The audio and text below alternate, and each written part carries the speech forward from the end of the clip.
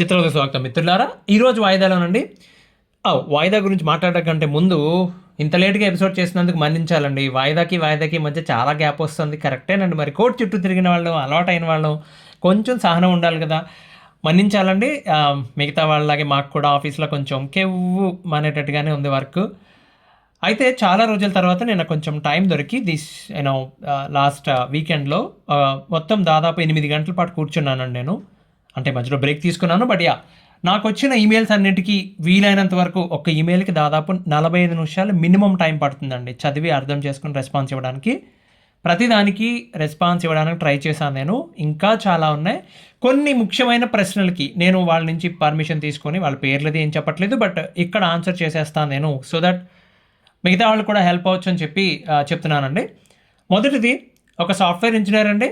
ఆయన తన మీద తన భార్య కేసు ఫైల్ చేసినట్టు పోలీస్ వాళ్ళు కాల్ చేశారట. పోలీస్ స్టేషన్కి రమ్మని చెప్పారు. ఆయన జూలై 1st వీక్ 2nd వీక్లో వెళ్తా అని చెప్పారు.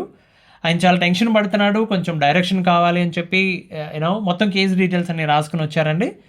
డైరెక్షన్ కావాలండి, నేను ఎవరిని కలవాలి, అడ్వకేట్ని తీసుకెళ్ళాలా, ఇప్పుడు ఏం చేయాలి, నాకేం అర్థం కావట్లేదు, చాలా టెన్షన్గా ఉందని చెప్పి ఆయన ఈమెయిల్ రాశారండి. అయ్యా నమస్తే అండి, ఇప్పటికే ఈ టాపిక్ మీద నేను చాలాసార్లు మాట్లాడ్డాను. రీసెంట్గా కూడా దీని మీద ఒక ఎపిసోడ్ చేశాను నేను. ఆ లింక్స్ అన్నీ మీకు ఈమెయిల్లో పెట్టి పంపించాను 1 by 1 క్రానలాజికల్ ఆర్డర్లో. మీరు ఒకసారి చదివితే మీరు ఒకసారి వింటే మీకు అర్థమవుతుంది. ఓపిక ఉన్నప్పుడు వినండి. ఏం లేదండి, మీరు తప్పు చేయనప్పుడు భయపడే పని లేదు. ఇదంతా ఒక ప్రాసెస్ అండి. దాని ప్రకారం చేసుకుంటూ వెళ్ళిపోవడమే. ఎక్కడా కూడా బెగ్గింగ్ మోడ్లోకి దిగొద్దు. మీ ఆత్మవిశ్వాసాన్ని కానీ ఆత్మగౌరవాన్ని కానీ తాకట్టు పెట్టే పని చేయొద్దు. సరే, ఇంగ్లీష్లో చెప్దాం వీళ్ళకి. సెల్ఫ్ కాన్ఫిడెన్స్ని కానీ సెల్ఫ్ రెస్పెక్ట్ని కానీ కోల్పోయే పని అసలు ఏది చేయొద్దు, రైట్? ఇంకొకటి, మీ భార్య మీద ఆవిడ కేసు ఫైల్ చేశారు కాబట్టి అప్పుడే ఒక అభిప్రాయానికి వచ్చేద్దండి. ఎందుకంటే మీరు రాసిన దాన్ని బట్టి చెప్తున్నా. మీ ఇద్దరికీ కూడా కోపం ఎక్కువ అని మీరే చెప్పారు, అవునా? సో ఆవిడ నిర్ణయాలని కంట్రోలు, ఆవిడ తీసుకునే నిర్ణయాలపైన కంట్రోల్ ఆవిడ కంటే కూడా ఆవిడ వెనకాల వాళ్ళకి ఎక్కువ ఉందని చెప్పారు. వాళ్ళ పని కూడా ఉండొచ్చు, ఎవరో ఇన్ఫ్లుయెన్స్ చేసి ఉండొచ్చు. కాబట్టి అప్పుడే ఒక కంక్లూజన్కి వచ్చేయద్దు. అక్కడికి వెళ్ళండి, వాళ్ళతో మాట్లాడండి, అప్పుడు నిర్ణయం తీసుకోండి. వీలైతే స్టేషన్లో వాళ్ళు కనుక వచ్చి పంచాయతీ చేసే ఉద్దేశం ఉంది అంటే ఆ అమ్మాయితో మీరు పర్సనల్గా ఒంటరిగా 5 నిమిషాలు మాట్లాడాలని చెప్పి చెప్పండి. ఖచ్చితంగా ఒప్పుకుంటారండి. లేదు అలా కుదరదంటే కనీసం ఇన్వెస్టిగేషన్ ఆఫీసర్ని ఉండమని చెప్పండి. మీ ముగ్గురు ఉండగా మీరు మాట్లాడండి. ఓకే, మీరు ఎంత క్లియర్గా చెప్పారు, రైట్? స్టేషన్ వరకు రావాల్సినంత పనే వచ్చింది, అసలు పోలీస్ స్టేషన్కి వెళ్ళాల్సినంత పనే వచ్చింది, అంత గొడవ ఏం జరగలేదుగా మీ మధ్య. అదే పాయింట్ అడగండి. తనంటే ఎంత ఇష్టమో, మీ వైఫ్ అంటే మీకు ఎంత ఇష్టం, ఎంత నీట్గా క్లియర్గా చెప్పారు మీరు. వెరీ వెరీ హ్యాపీ మూమెంట్స్ ఉన్నాయి మీ లైఫ్లో, అవునా? అవన్నీ రాసుకొచ్చారు. ఆవిడకి చెప్పండి అదే మాట. ఇంటి దగ్గర కూర్చొని మాట్లాడుకునే విషయం అండి ఇది. నలుగురు మధ్యలో పెడితే అది పెంట్ అయిపోద్ది, చాలా దూరం వెళ్ళిపోద్ది. ఒక్క ఫైనల్ ఛాన్స్ మనం ఇచ్చుకుందాం అని చెప్పి మీరు అడగండి, ప్రపోజ్ చేయండి. నాకు తెలిసి మీరు ఆవిడ గురించి చెప్పిన దాన్ని బట్టి ఖచ్చితంగా మొండి పట్టుదల పట్టే రకం కాదు ఆవిడ. ఖచ్చితంగా ఒప్పుకుంటారు. ఒకసారి ప్రయత్నం చేసి చూడండి. ప్రాసెస్ అంతా తెలిసిందే అండి. ముందుగా అంటే మీరు ప్రాసెస్ అడిగారు కాబట్టి అవి చూస్తారు ఎట్లాగో. ఆయన ఒకసారి చెప్తున్నా, మిమ్మల్ని స్టేషన్కి పిలుస్తారు. ఏం జరిగిందో మీరు మీ వర్షన్ చెప్పమని అడుగుతారు. తర్వాత అక్కడ అమ్మాయి సైడ్ వాళ్ళు ఏదైనా పంచాయతీయో లేకపోతే కలవడానికి కుదరదు, ఇక విడిపోదాం డిసైడ్ అయితే సెటిల్మెంట్గా ట్రై చేస్తారు. వీలు కాకపోతే మీకు 41 అదే కొత్తగా సెక్షన్ 35 ప్రకారం నోటీస్ ఇచ్చి పంపించేస్తారు. తర్వాత ఇన్వెస్టిగేషన్ చేసి వాళ్ళు ఇచ్చిన విట్నెస్ల దగ్గరికి వెళ్ళి సాక్షుల దగ్గర స్టేట్మెంట్లు తీసుకుని ఛార్జ్ షీట్ ఫైల్ చేసి పోలీసులు కోర్టుకి పంపిస్తారు. కోర్టు నుంచి మీకు నోటీస్ వస్తుంది. మీరు వెళ్ళి అక్కడ ఐడెంటిటీ చూపించి తర్వాత వాయిదాలో మీ మీద ఛార్జెస్ ఫ్రేమ్ చేస్తారంటే వాళ్ళు వేసిన నేరాలు ఇవి బాబు, ఇవి నేరాలు చేసావా అని అడుగుతారు. మీరు అలాగో అవి చేయలేదని చెప్తారు కాబట్టి ట్రయల్ రన్ చేసుకోమని చెప్తారు. ట్రయల్ రన్ చేయడం అంటే ఏం లేదండి, విట్నెస్లుగా ఎవరైతే పేర్లు ఇచ్చారో, కంప్లైంట్ ఇచ్చిన వాడిని, సాక్షులుగా పేర్లు ఇచ్చిన వాళ్ళందరినీ బోనెక్కించి మీరు ఇచ్చిన కంప్లైంటే చదవండి అని చెప్పి ఒక్కొక్కటి చదివించి వాళ్ళని క్రాస్ ఎగ్జామిన్ చేసుకునే అవకాశం డిఫెన్స్ వారైన మీకు, మీ అడ్వకేట్కి ఇచ్చి అంతా చెప్పడం అయిన తర్వాత, క్రాస్ ఎగ్జామినేషన్ అయిన తర్వాత ఆర్గ్యుమెంట్స్ విని ఇరువైపులా జడ్జిమెంట్ ఇస్తారండి. ఇదంతా జరగడానికి 3 నుంచి 5 ఏళ్ళ టైం పడుతుంది. కాబట్టి ఈ రోజు కొంపలు మునిగిపోయేది ఏమీ లేదు. ఎక్కువ టెన్షన్ పడిపోద్ది మీరు. ఎలాగో జూలై నెలలో కదా వెళ్తా అన్నారు, 1st వీక్ 2nd వీక్ కదా వెళ్తా అంటున్నారు. మీరు వెళ్ళేది మా ప్రాంతమే, మన ప్రాంతమే, మన ఏరియానే, రైట్? వర్షాకాలం పైగా ఇంటికి వెళ్ళినప్పుడు ఇప్పుడు ఈ కాలంలో మంచి ప్రశస్తమైన తాటిపళ్ళు దొరుకుతాయి. మీ అమ్మగారికి చెప్పుంచండి, తాటి రొట్టి చేస్తారో తాటప్పాలు చేస్తారో చేయమని చెప్పండి. అక్కడికి వెళ్ళిన తర్వాత పంచాయతీ అది అంటే మీ ఇద్దరు మాట్లాడుకుని అంతా సెటిల్ అయితే మీరు మీ వైఫ్ ఇద్దరు హ్యాపీగా తినొచ్చు, లేకపోతే మీ ఒక్కరు బాక్స్లో సర్దుకుని వచ్చేటప్పుడు హైదరాబాద్ పట్టుకొచ్చేయండి, మీరు ఒక్కరు లాగించేయచ్చు. కాబట్టి ఎక్కువ డెప్త్ ఆలోచించి ఆరోగ్యం పాడు చేసుకోవద్దండి. పెద్ద కాంప్లికేటెడ్ ప్రాసెస్ ఏం కాదు. మీ ఇద్దరి మధ్యన జరిగిపోయింది ఏమి జుట్టు పట్టుకుని గోడకేసి కొట్టేసుకోలేదు కదండి మీరు, జస్ట్ మాట అనుకున్నారు, దట్స్ ఫైన్, సెట్ అయిపోతుంది. ఎక్కువ దూరం లాగొద్దండి ఇద్దరు, ఓకే. తర్వాత చాలా కాంప్లికేటెడ్గా ఉంటుంది, దాని నుంచి బయటపడడం పెద్ద తలకాయ నొప్పి, రైట్. ఇదండి. ఇంకొకళ్ళు, ఒక అమ్మాయి, సో ఆవిడ వారి వైవాహిక జీవితంలో జరిగిందంతా ఒక ఆర్డర్లో రాసుకుని వచ్చి ఇప్పుడు మెయింటెనెన్స్ కేసులో గెలవడం ఎలా అని అడిగారు. అమ్మ మీరు చెప్పిన దాన్ని బట్టి మీరు చదువుకున్నారు కానీ ఉద్యోగం చేయట్లేదు, ఇప్పుడు ఉద్యోగం చేయండి, ఎప్పుడూ చేయలేదు ఉద్యోగం ఇంతకుముందు, ఇప్పుడు కూడా చేయట్లేదు, హౌస్ వైఫ్గా ఉన్నారు, రైట్. మీకు ఒక బాబు ఉన్నాడు కదా. మెయింటెనెన్స్ కేసు మీద ఆల్రెడీ చాలా మాట్లాడానండి, ఓకే. ఎలా అంటే మన చిత్రవదలోనే గ్రౌండ్ రూల్స్ దగ్గర నుండి ఏ రూల్స్ ఫాలో అయితే మెయింటెనెన్స్ అయినా వస్తుంది అక్కడ మొదలుపెట్టి ఎవిడెన్స్ ఎలా ప్రిపేర్ చేయాలి వరకు డీటెయిల్గా మాట్లాడుకున్నాం. ఆ వీడియో లింక్స్ అన్ని మీకు పంపించాను, ఎప్పుడన్నా టైం ఉన్నప్పుడు కొంచెం వినండి, ఓకే. ఇక్కడ డైరెక్ట్ ఆన్సర్ చెప్పాలంటే ముందు అసలు గెలుపుకి నిర్వచనం ఏంటి?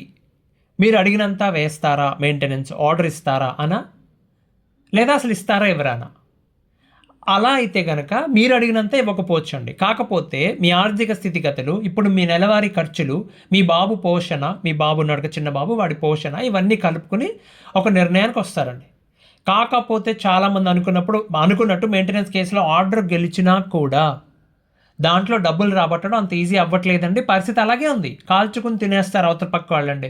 ఇప్పుడు చూడండి, నిజాయితీగా, ఓకే, ఇప్పుడు నిజాయితీగా ఉండేటోళ్ళు అంటే సరే తనంటే తను భార్య, తనకి ఈయనకి గొడవైంది, మధ్యలో పిల్లాడిని ఎందుకు ఇబ్బంది పెట్టాలని చెప్పి వాళ్ళు మెయింటెనెన్స్ కేసు వేసినా వేయకపోయినా డబ్బులు ఇస్తున్నారండి. చాలామంది ఉన్నారు అట్లాంటి వాళ్ళు. కానీ ఎలా అయినా సరే డబ్బులు ఎగ్గొట్టాలనుకునే వాళ్ళు కోర్టు చెప్పినా కూడా ఏదో వంక ఎత్తుకుంటున్నారు. ఎవ్వరు టైంకి ఇవ్వరు, ఇచ్చినా పూర్తిగా ఇవ్వరు. ఇప్పుడు ఫర్ ఎగ్జాంపుల్ నెలకు 25,000 ఇవ్వాలని చెప్పారు అనుకోండి, ఒక నెల 6,000 ఇస్తారు, ఆల్ ఆఫ్ ఎ సడన్ మళ్ళీ నెల 17,000 ఇస్తారు ఆయన. పోయిన నెల ఇంకా మీరు ఎలా ట్రాక్ చేస్తారు? మళ్ళీ కోర్టుకు వెళ్ళాలా? కోర్టుకు వెళ్తే ఏమండి మీ ఆయన ఆదాయం ఏదో తేడా వచ్చిందని, ఎక్కడో ఏదో పోయిందని, అరే తన జాబ్కి అయితే ఇబ్బంది అని ఏదో చెప్తారు. మీరు మళ్ళీ పిటిషన్ ఇస్తే మీ కోర్టు ఖర్చులు అవుతాయి కదా, చాలా ఇబ్బంది పెడతారండి, మీరు ఇబ్బంది పడతారు. ప్రస్తుతానికి మీ అన్నగారు మీకు సపోర్ట్ చేస్తున్నారు ఫైనాన్షియల్గా, అవునా? బాబుని చూసుకోవడానికి మీ అమ్మగారు సపోర్ట్ ఉంది, ఇంకేం కావాలండి మీకు? హ్యాపీగా ఏదో ఒక కోర్సు నేర్చుకోండి, లేకపోతే ఏదో గవర్నమెంట్ ఉద్యోగానికి ప్రిపేర్ అవ్వండి. ఇవాళ మొదలు పెట్టండి, ఇవాళ మొదలు పెడితే మళ్ళీ నెలకు ఒక 4 రోజులు అవుతుంది, అవునా? 1 మంత్ అవుతుంది, 1 మంత్ ప్రిపరేషన్ అవుతుంది కదా, ఎవరి మీద ఆధారపడాల్సిన పని ఉండదు కదా. ఇవన్నీ చెప్తే కోపం వచ్చేస్తుంది వెంటనే, కానీ రియాలిటీలో జరిగేది ఇదే అండి. ఇప్పుడు కాకపోయినా 3 ఏళ్ల తర్వాత మీరు ఇక్కడికే వచ్చి ఆగుతారు. నేను ఏదైనా జాబ్ ఎత్తుకుని ఉంటే సరిపోయేది, వీడి కోసం ఎదురు చూసే బదులని చెప్పి. అలా అని మెయింటెనెన్స్ రావా అంటే వస్తుందండి, చచ్చినట్టు ఇవ్వాలి. ఆర్డర్ ఇస్తే, కోర్టు ఆర్డర్ ఇస్తే వాళ్ళు పై కోర్టు కన్నా వెళ్ళాలి, మీకు డబ్బులన్నా ఇవ్వాలి. కానీ ఎప్పుడు వస్తుంది అన్నది మ్యాటర్, రైట్?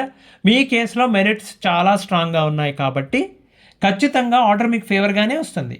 కానీ చెప్పాను కదండి, మళ్ళీ అవతల వాళ్ళు హైకోర్టుకి పోతారు దాని మీద, okay. So court orders follow అవ్వాలనుకోండి.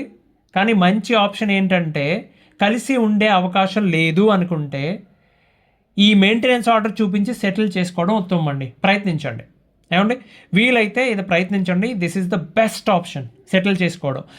లేదు కలిసి ఉండే అవకాశం ఉంది, ఇక చెప్పాల్సిన అవసరం లేదు, మీరు కొన్ని త్యాగాలు చేయాలి. దాని గురించి చాలా మాట్లాడుకున్నాం మనం, నేను మీ ఈమెయిల్లో చాలా డీటెయిల్గా రాశాను.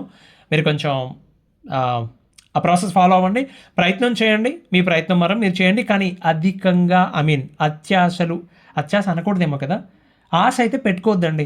ఈ సిస్టమ్ హెల్ప్ చేస్తుందని, ఎంత భయంకరంగా పనిచేస్తుందంటే మన సిస్టమ్, దాని మీద ఒక ఎపిసోడ్ చేద్దాం. రీసెంట్గా చూసిన ఒక కేసు చాలా భయంకరంగా ఉంది.